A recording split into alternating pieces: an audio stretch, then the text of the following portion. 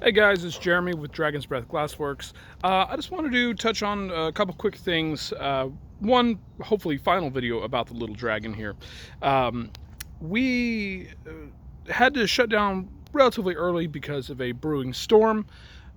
So we survived the night okay. There was no damage to anything. But I wanted to touch on a couple quick things that I had mentioned in the last video on our review.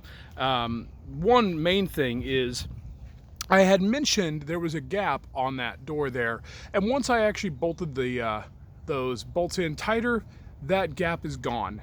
When I fired it back up, there was no gapping, there was no heat loss, and actually the furnace did function much better.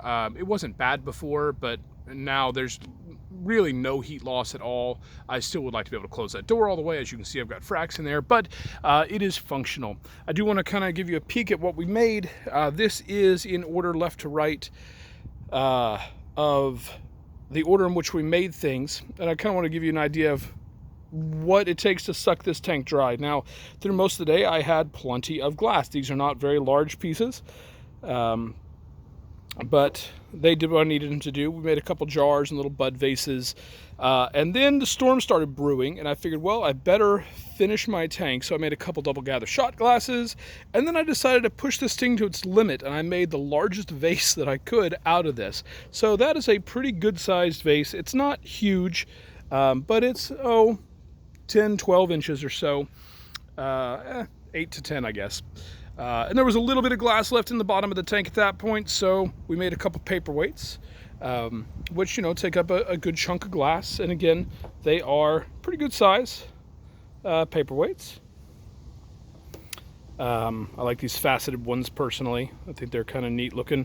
The angles don't show up very well on camera, but they look a little bit like cut stones.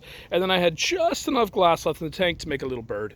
So again, we sucked the tank dry. It was completely full. Actually, once everything had melted down and the glass had settled about an inch below the lip, I tossed a handful more nuggets in to let those melt. So we were really right up to the top of the rim of the tank.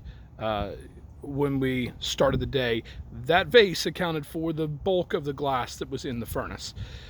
All right, hopefully that was a little bit helpful, give you an idea of what you can accomplish in a day of work out of the little dragon. Honestly, this is maybe 2 hours of work max if I really put my mind to it, but we drug it out for most of the day. I think we started working at about 11 and we were finished by 3 when the storm started to roll in. But I could have done that in 2 hours if I really wanted to. All right, thanks. Hope you enjoyed it. Have a great day. I will put a link to the last couple videos up in the corner. And if you haven't, please like and subscribe.